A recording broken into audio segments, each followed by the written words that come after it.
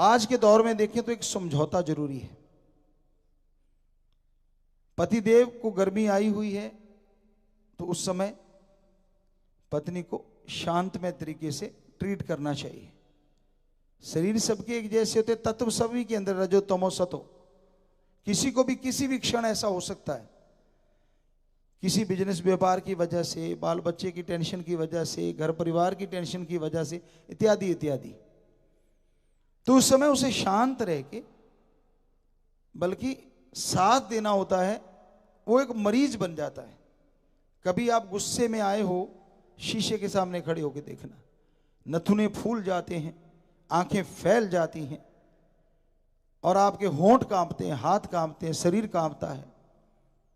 पर कईयों का ये नहीं होता, लेकिन नाक का फैलना और आंखों का फैलना पक्का होता है। तब नहीं पता चलता आप क्या बोले जा रहे हैं, क्योंकि ब्लड प्रेशर बहुत बढ़ जाता है। सर्कल धमनियों में तेजी से करता है ब्लड प्रेशर, जितनी भी रगें हैं उनमें चलता है। तो वो गुस्से के जो क्षण होते हैं उसमें बर्बादी होती है।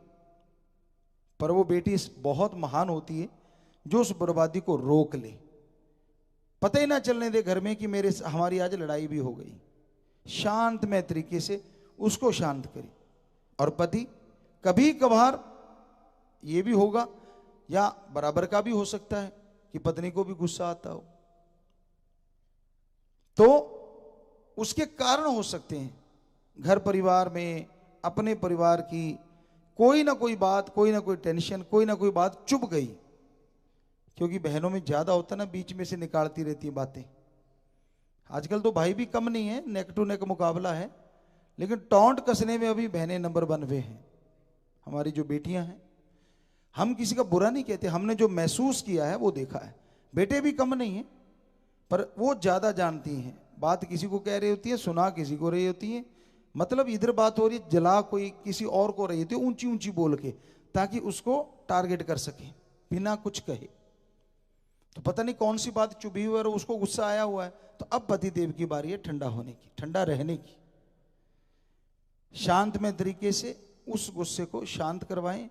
आराम से बैठ के अलग से पूछें कि क्या प्रॉब्लम क्या है, समस्या क्या है। दूसरी बात, आपको तालमेल रखना है। मां बाप को भी नहीं छोड़ सकते, और पत्नी को तो लेके आप आए तो उसको तो कैसे छोड़ोगे आप।